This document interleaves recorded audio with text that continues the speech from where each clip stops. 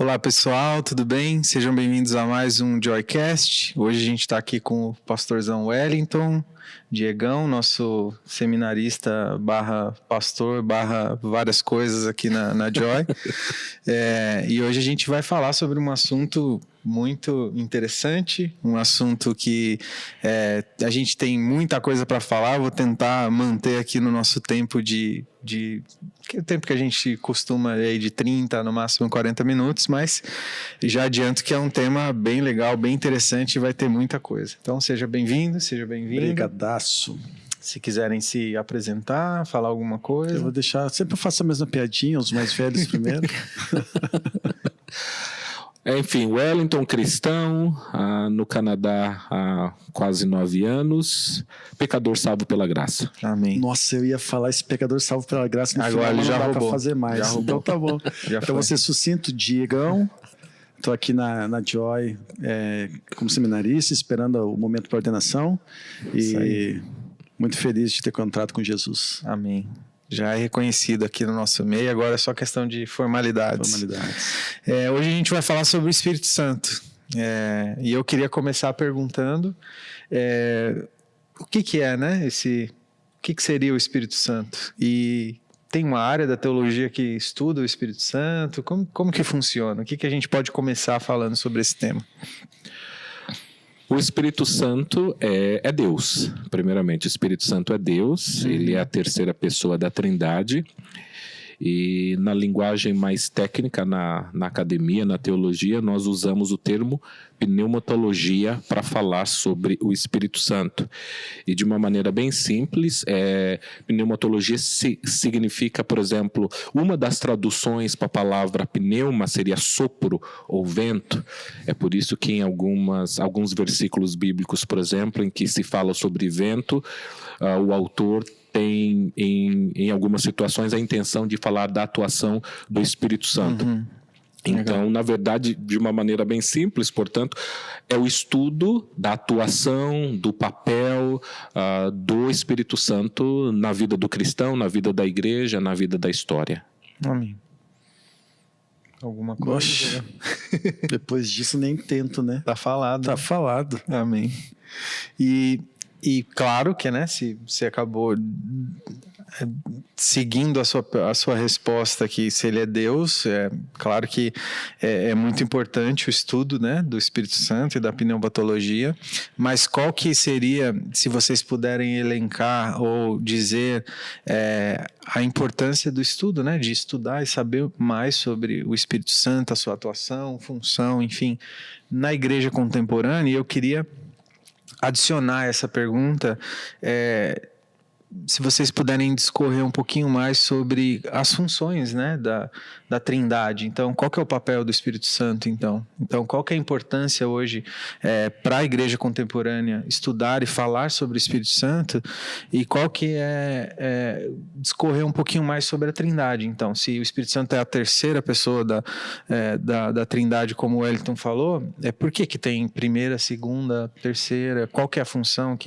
Quais são as atividades, então, feitas, né? Acho que mais difícil. A pergunta desse podcast aqui que a gente pode fazer o que a gente quer, né? Acho que a parte, se a gente puder elencar aqui, né? A pergunta já é bem difícil, mas lembrar toda ela é muito mais, né? Porque a pergunta foi longa. Mas enfim, pensando na igreja, meu pastorzão, se puder comentar, eu acho que o Espírito Santo, ele testifica a obra de Cristo, né? Na vida do cristão. Eu vou tentar fazer uma coisa muito mais didática aqui, né? Sabe quando pessoas antes de se converter eram pessoas fofarronas, beberronas, gostavam de festa, escutavam música mais secular, enfim. E aí depois que ela se batiza e ela morre o velho homem, nasce o novo homem, quem faz isso é o Espírito Santo para mim. É ele que testifica. É ele que faz as pessoas reconhecerem assim, nossa, o Diego era um cara, sabe, não muito normal, e agora ele está muito certinho, um bom pai de família, um bom provedor. Como que houve essa transformação? Porque eu não posso simplesmente dizer assim, eu sou um novo homem porque eu agora sigo Jesus. Ué, mas quem é que faz essa transformação? Então, para mim, o Espírito Santo tem como essa característica. Ela edifica o cristão, ela edifica com dons e talentos para a edificação da própria igreja, né? E, pastorzão, por favor. A primeira parte da pergunta, você perguntou qual a importância do Espírito Santo para, por exemplo, para a igreja contemporânea. Sim. Eu queria mencionar, por exemplo, que as pessoas que estudam o Espírito Santo, eles cunharam um termo conhecido na academia que é o seguinte, que é o Espírito Santo, a pneumatologia, é conhecido como a Cinderela da teologia. E por que Cinderela? Eles fazem o uso naturalmente da história conhecida de Cinderela, que basicamente é a Cinderela, enquanto suas irmãs eram convidadas para o baile, ela não era convidada para o baile. O que eles querem dizer com isso? Eles querem dizer com isso que no decorrer da história, o estudo da pessoa de Deus e o estudo da pessoa de Jesus, eles se desenvolveram mais rápido. Então, Sim. por exemplo, os ataques a doutrina correta, por exemplo, Jesus é homem, ele é Deus, ou Jesus é homem e Deus. Essas indagações feitas por alguns cristãos levou com que os grandes defensores da igreja, os exegetas, começassem a pensar, se debruçar sobre a pessoa de Jesus Cristo e desenvolveram uma teologia de Jesus Cristo. Quando eles debatiam, estudavam sobre a criação, o papel de Deus na criação, eles desenvolveram isso. E com isso, o Espírito Santo, o estudo do Espírito Santo, ficou como que de segundo plano. E aqui eu faço um comentário. Quando eu falo de segundo plano, não é que o Espírito Santo não estivesse atuando, ou o Espírito Santo não fosse eficaz, mas os cristãos como um todo vieram a estudar o Espírito Santo posteriormente. Entendi. Eu queria ler rapidamente, por exemplo, aqui o Credo Apostólico, só para nós termos uma noção disso, que é um dos primeiros documentos, vamos dizer assim, mais conhecidos da igreja.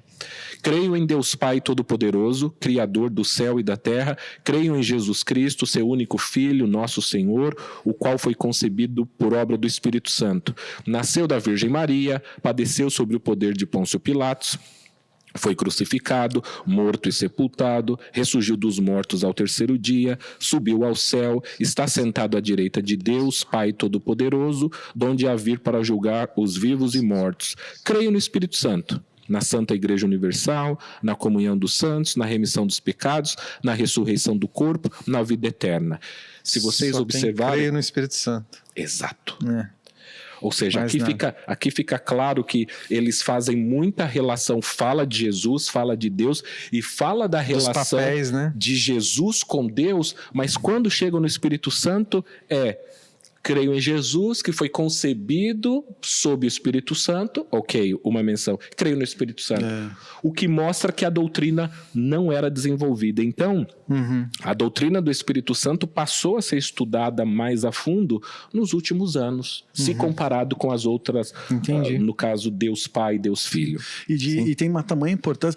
O pessoal da produção, acho que eu tentava mexer no microfone aqui, minha esposa lá em casa, a última vez que ela viu, ela falou: Diego, tu tá jogado na cadeira, tentei ficar reto, mas o microfone tá no meu rosto, que dá para mexer um pouquinho?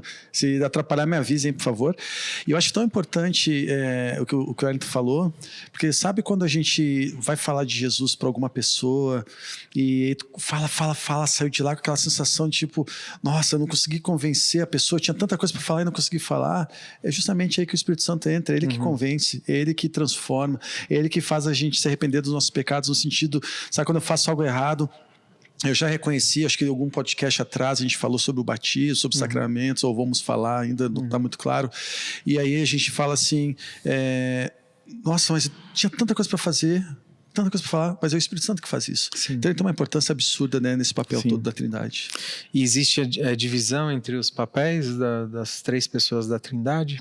Existe. A Bíblia apresenta, por exemplo, Deus Pai como Criador. Com isso, não que Jesus não seja, porque eles são uma pessoa, né, nesse sentido. E o Espírito Santo também participou, mas, por assim dizer, o papel prioritário, por exemplo, da criação é do Pai. O papel, por exemplo, de salvar, o papel de vir nos perdoar é o papel, por exemplo, de Jesus. Sim. E aí, em se tratando do Espírito Santo, o Diego mencionou muito bem, ele tem o papel de convencer o mundo do pecado. João 16:8 diz, quando ele vier, convencerá o mundo do pecado, da justiça e do juízo. O Espírito Santo tem o poder, por exemplo, é função do Espírito Santo nos ensinar. Ou seja, quando nós lemos a Bíblia, às vezes as pessoas perguntam, mas de onde você tirou isso? O Espírito Santo, às vezes, nos dá aquele insight, ele traz à nossa mente revelações do texto, o papel do Espírito Santo. O Espírito Santo é apresentado na Bíblia como conselheiro, ou seja, ele nos aconselha. E o Espírito Santo, como nós vimos ao mencionar o credo apostólico, ele teve o papel de ressuscitar, no caso, Jesus Cristo. Nós somos uma igreja centrada na Bíblia, e a Bíblia teve autores que foram inspirados pelo Espírito Santo. Então a gente começa a ver os papéis de cada um deles. Legal. E quer complementar alguma coisa, Não, Diego? tá perfeito. E então, todos os cristãos, eles possuem o Espírito Santo. Como que isso se dá? De que maneira acontece? Todo mundo tem o Espírito Santo? Em que momento? Tu usou uma palavra que para mim classifica quem tem e quem não tem, né? Todos os cristãos, aqueles que de fato se arrependem, que nascem de novo. E é interessante, eu estava vendo aqui lá em João, capítulo 3, dos versículos 3 ao 8, se eu puder ler rapidamente, diz assim, ó, Jesus respondeu e disse-lhe, na verdade te digo que aqueles que não nascer de novo não podem ver o reino de Deus. Disse-lhes a Nicodemos, quando estava tendo aquela conversa com Nicodemos, né? Como pode um homem nascer sendo velho? Pode porventura tornar a entrar no ventre de sua mãe e nascer? E Jesus responde, né? Na verdade te digo que aquele que não nascer da água e do Espírito não pode entrar no reino de Deus. O que é nascido da carne é carne, e o que é nascido do Espírito é Espírito. Não te maravilhes de ter dito, necessário vos é nascer de novo. O vento assopra onde quer e ouves a sua voz, mas não sabes de onde vem, nem para onde vai. Assim é todo aquele que é nascido do Espírito. Então, se realmente tu é uma pessoa cristã, que entende o conceito de cristão, eu acho que todos sim têm o Espírito Santo. E aí eu queria só terminar, porque não só isso, eu acredito que ele habita no meio dos crentes, porque ele é selado, de novo, pelo Espírito Santo, né? O crente é selado, que fala lá em Efésios 1:13, que ao longo dos 6 capítulos, né, o Paulo começa a explicar aos cristãos como que eles devem seguir a doutrina do Senhor, que fala assim, ó, e quem também vós estáis, depois que ouvistes a palavra de verdade, o evangelho da vossa salvação, e tendo nele crido, fostes selados com o Espírito Santo da promessa. Então, se é cristão, tem a presença do Espírito Santo do Senhor, né? Exatamente. Em que momento isso se dá? Nós chamamos isso no momento, vamos dizer assim, da conversão, ou até mesmo, dependendo de como você apresenta, no momento da regeneração, ou seja, o novo nascimento. E o nosso novo nascimento, ele se dá exatamente a partir desse momento em que nós recebemos o Espírito Santo de Deus. Vejam, por exemplo, o paralelismo que existe entre a criação do homem físico. Naturalmente, a Bíblia fala que quando Deus criou Adão, ele soprou, mais uma vez lembrando do termo ar, do termo pneuma. Então ele soprou, a partir do momento em que Deus soprou, o homem passou a ser homem vivente, alma vivente. Sim. Então, espiritualmente falando, é como se nós, da parte de Deus agora, recebêssemos um sopro. E nesse sopro, o Espírito Santo de Deus passa a habitar em todo cristão. Então, é isso. Todo cristão tem o Espírito Santo. A partir do momento da conversão. Exatamente. Ele confiou em Jesus, ele confessou com seus lábios, ele creu no seu coração, naquele momento ele passa a receber o Espírito Santo. E existe diferença entre o papel do Espírito Santo no Antigo e no Novo Testamento? Quer começar, pastor? Essa ponceia eu começo e vai, fica à vontade aí. Podemos. Sim, há uma grande e imensa diferença entre o papel do Espírito Santo no Antigo e no Novo Testamento. Sim. Eu acho isso muito importante para os cristãos, porque por vezes nós não entendemos o acesso que nós temos em comparação a pessoas que nós lemos aqui e temos por grandes referenciais. Então, a Bíblia diz que o Espírito Santo no Antigo Testamento, ele era derramado sob medida. Ou seja, Deus escolhia alguém para ser rei. Deus iria derramar porção do seu espírito sobre aquela pessoa. Deus escolhia alguém para ser um sacerdote. Deus derramava uma certa porção do seu espírito sobre aquela pessoa. Pontual. Então, assim, as pessoas não tinham o Espírito Santo. Vamos dizer assim, vamos imaginar, o Diego é o sacerdote ou um rei. Eu não tenho o Espírito Santo. Eu precisaria de uma espécie de mediação para eu ter acesso a uma revelação do Espírito Santo, a uma palavra do Espírito Santo. Então, por exemplo, alguns versículos que eu gostaria de mencionar. Números 27, 18 diz assim: Então o Senhor disse a Moisés: chame Josué, filho de Num, homem em quem está o Espírito, e impõe as mãos sobre ele. Deixando claro, as outras pessoas não têm o Espírito. Chamado pelo nome, né? O Josué tem o Espírito. Ezequiel 2:2. Enquanto ele falava, o Espírito entrou em mim e me pôs de pé, e ouvi aquele que me falava. O Espírito veio. E nós temos alguns versículos aqui, mas eu não irei ler todos, mas por exemplo, talvez uma situação muito didática é lembrar quando Moisés, ele ora, e ele fala do desejo dele de que todo mundo fosse profeta. E a Bíblia diz que Deus pede para que ele ore para que 70 pessoas, anciãos, passam a receber o Espírito Santo. Sim. Porque eles iriam julgar os casos da nação. Então, veja, aquelas pessoas tinham o Espírito, as demais não. Sim. Isso no Antigo Testamento. Aí eu falei um pouco para não ficar, se você quiser. Eu acho que foi muito bem falado, assim. Eu fico pensando nos profetas também, né, que tinham a presença do Espírito Santo do Senhor para trazer essa comunicação. E eu penso que no Novo, acho que de repente eu ia só parafrasear, né, o que já foi falado até agora. No Novo Testamento somos nós, assim, né? O quanto a gente representa o Senhor perante as pessoas, assim. Eu falo que todo cristão, ele precisa não somente conhecer as Escrituras, mas ele precisa viver as Escrituras, né? Sim. E viver as Escrituras significa estar vivenciando o que o Espírito Santo do Senhor está colocando na tua vida. Sim. Porque, mais uma vez, os fariseus conheciam as Escrituras e não a praticavam. E eles não tinham a presença do Espírito Santo do Senhor. Então, acho que para o Novo Testamento, o que relaciona é isso. E eu estava pensando que o pastor Wellington falou, e eu poderia então dizer, pastor, que quando no Velho Testamento tinha um intercessor para essa comunicação com Deus, e aí, inclusive, ele nominava quem ele gostaria, ou que ele dizia que estava com a presença do Espírito Santo do Senhor, para ter essa comunicação. E no Novo Testamento, Jesus foi batizado pelo Espírito Santo, inclusive, né? Quando ele foi batizado, o céu se abriu, a pomba desceu, enfim. E eu poderia dizer que, fazer aquela analogia que todo crente fala, o véu foi rasgado. Esse véu foi rasgado seria justamente também a presença do Espírito Santo do Senhor já presente no Novo Testamento com a morte de Jesus ou não? Sim, a morte de Jesus abriu acesso para que todos nós tivéssemos acesso ao Espírito Santo. Sim. E, na verdade, é um cumprimento da profecia de Joel. A profecia de Joel diz, né?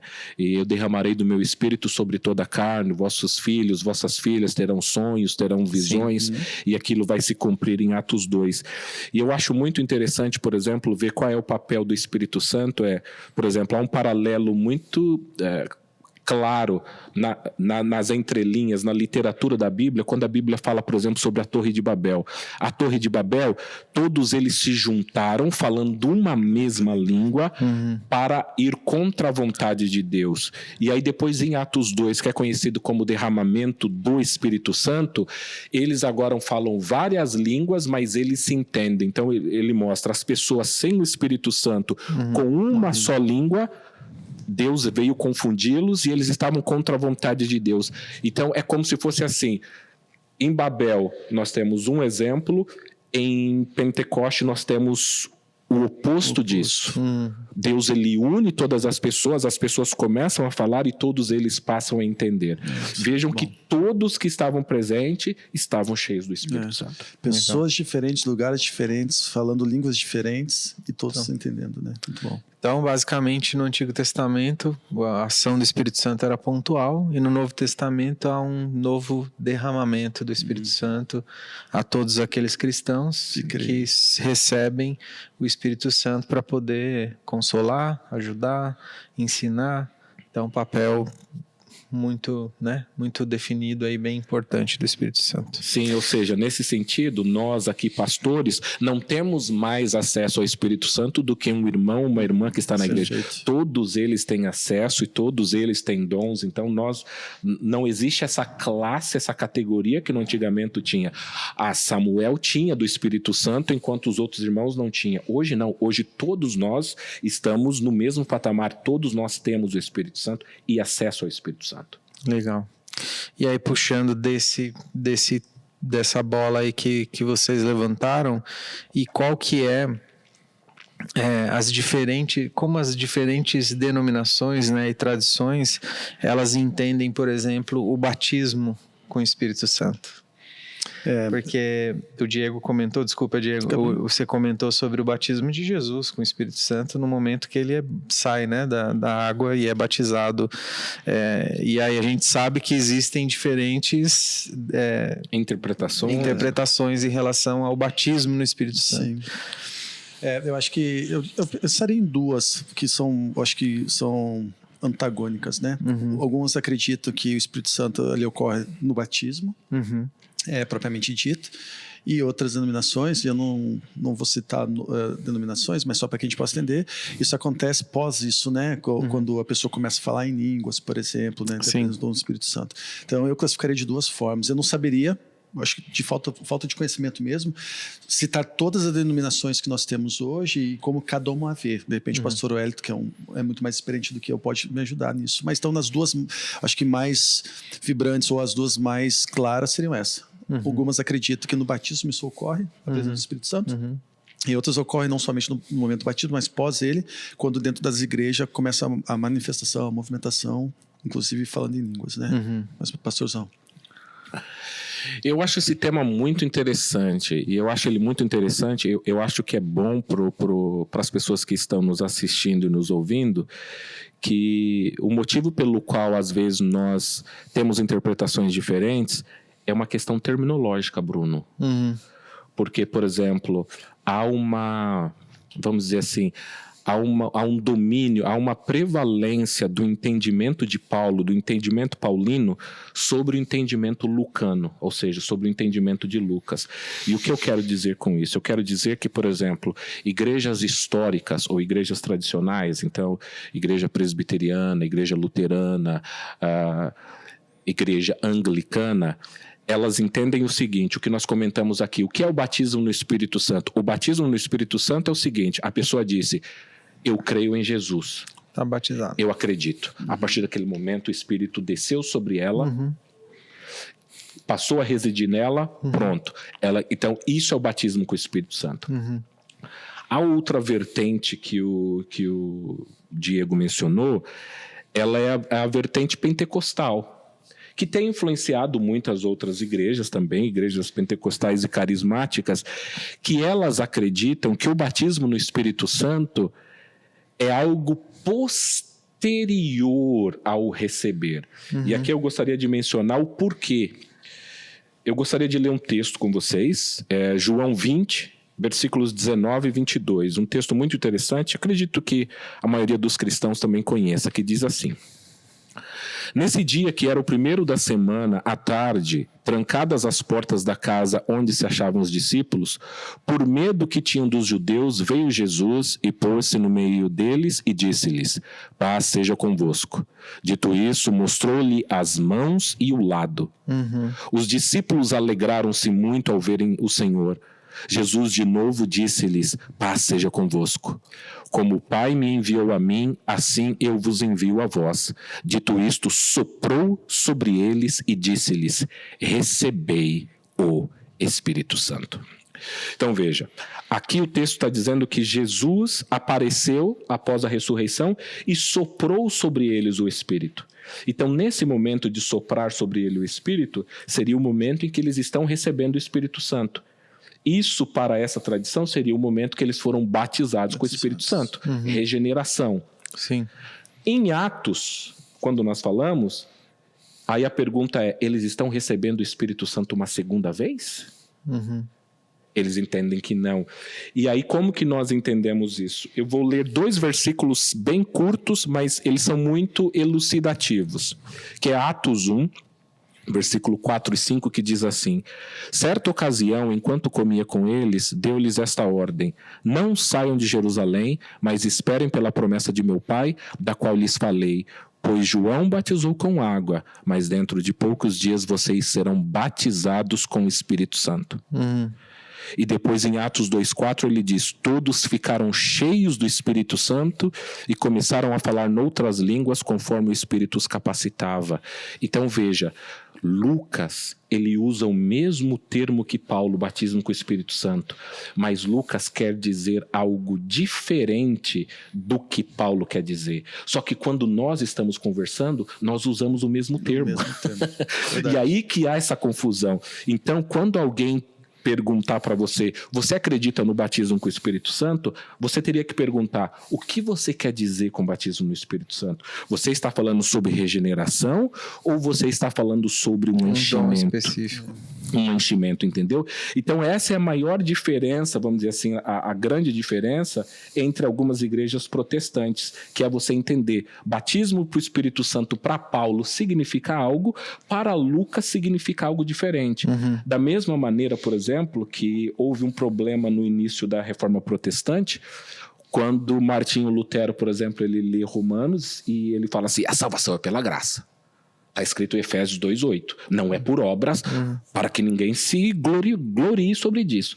Aí depois ele lê Tiago e Tiago diz assim, mostra-me as tuas obras. Se você não tiver obra, a tua fé é morta. Sim. Aí ele fala, poxa, e aí? É para ter obra ou não ter obra? Mas o foco de Tiago é um, o foco de Paulo é outro. Da mesma maneira sobre o batismo, o foco de Paulo é um, o foco de Lucas é outro. E se a gente for trazer isso para a nossa realidade de igreja, nem todo o crente tem a maturidade teológica para esse tipo de discussão. Para ele é generalizado. É batizado pelo Espírito Santo ou não é? Então, às vezes, há conflitos. Eu ia usar a palavra teológica, mas não é bem isso que eu quero dizer. Há conflitos acerca do batismo, não porque existe o certo ou errado nesse caso, mas sim porque existe a interpretação diferente pela ausência de conhecimento teológico, né? Eu acho que para aprofundar um pouco mais nisso, a gente teria que começar nosso outro episódio, que vai ser sobre dons. Exato. Então, aí, no sobre dons, a gente vai conseguir aprofundar um pouco mais o que o Wellington trouxe aí. Ele trouxe uma introdução, mas a gente vai ter um episódio sobre dons especificamente. E aí a gente vai aprofundar um pouco mais, então, o que é dom? O dom continua, o dom não continua, o dom de línguas é exatamente línguas, são línguas, enfim. A gente pode conversar sobre isso, mas aí seria mais pelo menos meia hora só para falar disso. Então eu queria só fazer a última pergunta para a gente caminhar para o fim, e aí vocês podem fazer considerações que vocês acharem pertinentes também. A questão do... Se quem convence, né, é o Espírito Santo, o papel do Espírito Santo é convencer as pessoas e transformar as pessoas, eu preciso, então, falar para as pessoas do Evangelho, eu preciso evangelizar as pessoas, eu preciso tentar convencer as pessoas, qual que é o meu papel, então, se é o Espírito Santo que faz? Eu acho que todo cristão ele tem a obrigação de evangelizar, né? Eu acho que existem pessoas que têm um dom específico de evangelista, e esse nem se discute. Sim. Mas todo cristão obrigatoriamente tem que falar sobre Jesus. Sim. Eu lembro de Mateus 28, 19 e 20, que diz assim, portanto, ide, fazei discípulos de todas as nações, batizando-os em nome do Pai, do Filho e do Espírito Santo, ensinando-os a guardar todas as coisas que eu vos tenho mandado. E eis que eu estou convosco todos os dias, até a consumação do mundo. Amém. Ele não especifica, né? Então, evangelistas vão. Exato. Ele fala, não, ele está falando para o cristão. Para o cristão. Acho, de novo, a pessoa que... E a gente vai falar isso em dons, né? Como tu falou. Mas a pessoa que tem o dom de evangelizar, esse já é mandatório. Não tem o que fazer. Mas como cristão, acho que todos têm que evangelizar. Eu lembro rapidamente, acho que eu comentei em algum dos podcasts, rapidamente eu tenho um primo que ele se converteu há pouco tempo. E aí, quando eu falei isso para eles no nosso PG, né? E o PG tem essa característica muito legal de a gente poder tirar tipo de dúvidas que na igreja, com o pastor, a gente não consegue durante o culto.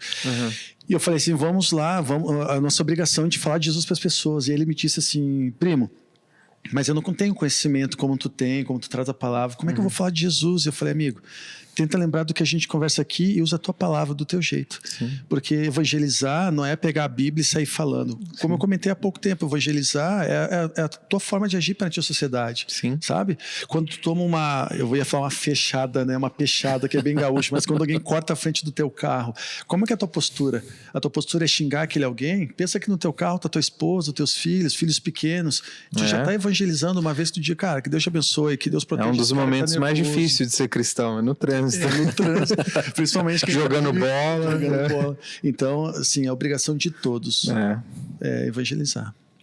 Existe, pastor Wellington, um dom específico só para o evangelista? Ele vai evangelizar de uma forma diferente? Como que isso funciona? Existe. Se nós olharmos o que nós comumente chamamos como dons ministeriais, a Bíblia diz, por exemplo, e ele mesmo deu uns para apóstolos, outros para profetas, outros para pastores e mestres e evangelistas. E nesse caso, sim, existem pessoas que recebem uma capacitação especial do Espírito Santo para evangelizar. Um exemplo claro disso, eu gosto de fazer analogias, né? É um violão. Dá o violão na mão de um cara que não sabe tocar, só tem ruído. Dá o violão na mão de quem sabe tocar, que recebeu o dom do evangelismo, por exemplo, se a gente pudesse fazer analogia, vai sair música. Então, todos podem evangelizar, só que aquele que foi capacitado pelo Espírito Santo em evangelizar, é claro que pode ser que flua muito mais naturalmente, muito mais fácil. Mas, de novo, é obrigação para todos, né? Eu penso aqui numa analogia, para nós entendermos, seria basicamente assim. Existe uma profissão que é um motorista profissional. Ele, por exemplo, vamos pensar em motorista de Fórmula 1. Ele dirige um carro como ninguém, ele entende de carro como ninguém. Mas isso não significa que você, por você não ser um motorista profissional, que você não vá dirigir. Todas as pessoas precisam dirigir. Ou um outro exemplo aqui. Existem pessoas que trabalham como cozinheiros profissionais. Eu trabalho num restaurante, eu sou um cozinheiro. Mas quando a gente chega em casa, nós também temos que cozinhar. Então, eu acho que isso explica muito bem. O evangelista seria aquela pessoa que tem uma capacitação especial e ele faz com mais profundidade. Porque o Espírito Santo atua nele. Mas isso não tira a minha, a sua, nossa responsabilidade de evangelizar de maneira geral. Sim. Muito bom. Considerações finais aí sobre o tema, enfim, fiquem à vontade. Eu digo por experiência de ter conhecido Jesus em 2017, e quando o Espírito Santo, Senhor, eu tenho a certeza que eu fui batizado pelo Espírito Santo antes de ser batizado realmente, quando eu entendi o que eu fazia e o que eu comecei a fazer. E é uma experiência incrível, assim. Não tente relutar se tu tá sentindo isso no coração, de querer falar de Jesus para as pessoas, que tá querendo falar de Jesus para dentro da tua casa, como um provedor espiritual do teu lar. Não perca a chance nem a possibilidade de ser usado pelo Espírito Santo do Senhor, porque a experiência é simplesmente incrível. Amém. Eu diria que nós precisamos, por vezes, ser mais intencionais na nossa busca do Espírito Santo. E isso até uma deixa para que você participe e ouça o nosso próximo episódio sobre dons, pois a Bíblia diz que nós devemos buscar com zelo os melhores dons. Então, lembrar... O Espírito Santo está acessível a todos nós. Mas eu não sou pastor. A Bíblia diz que Deus nos chamou para ser pastores, no sentido geral da palavra. Ou seja, todos nós aqui, existem pastores que têm a função, como eu falei, o dom específico, mas no geral, no termo geral, todos nós somos pastores, nós somos sacerdotes. Então, e como sacerdotes nós temos acesso. Agora imagine... Todas aquelas pessoas maravilhosas que viveram o Antigo Testamento, que não tiveram acesso, imagine, vamos dizer assim, como nós devemos ser gratos a Deus por vivermos numa época em que o Espírito Santo está acessível a todos nós. Isso é muito legal, Wellington, que tu falou, porque tu falou do pastor, né? Eu vindo para cá, quando eu fui saber qual era o tópico, vim para cá, me veio isso, né? Vamos dizer que foi o Espírito Santo do Senhor nos conectando. As pessoas acham que para poder levar a palavra de Deus, eu tenho que ser um pastor de púlpito, né? Até mesmo entre os pastores, tem os pastores que nem aparecem no púlpito. Ele só fica cuidando de pessoas. Tem pastores que são pastores executivos, né, meu amigo? São responsáveis por cuidar do funcionamento da igreja. Então, tem várias formas de pastorear, várias formas de evangelizar. Então, não perca a chance que, eu não fiz uma faculdade, eu não sou um pastor, então eu não tenho condições, não sou capacitado. Pelo amor de Deus. E você, se é homem, é pastor da sua casa, né? Já começa por aí, né? Eu acho que é o lugar mais difícil de pastorear. Difícil. A responsabilidade é muito grande, é um ministério maravilhoso, mas com muita responsabilidade. Sabe que meu filho brinca, eu tenho um filho de 7 anos, ele fala assim, quando eu comento alguma coisa, ele fala, ô pastor, que Amém, isso? pastor. Não, ele faz ao contrário, ô pastor, que isso? Então, começa dentro de casa. Dentro de casa que começa. Muito obrigado. Eu Acho que o tema foi muito... É um tema, como eu disse no início, difícil de lidar em meia hora, mas assim, acho que a gente conseguiu pelo menos dar uma introdução aí à pneumatologia. E agradeço pastor Wellington, Diegão, que Deus te abençoe, que esse episódio tenha te edificado de alguma forma e que o Espírito Santo fale com você aí na sua casa, no tempo que você estiver vendo isso. Deus te abençoe. Amém. Amém.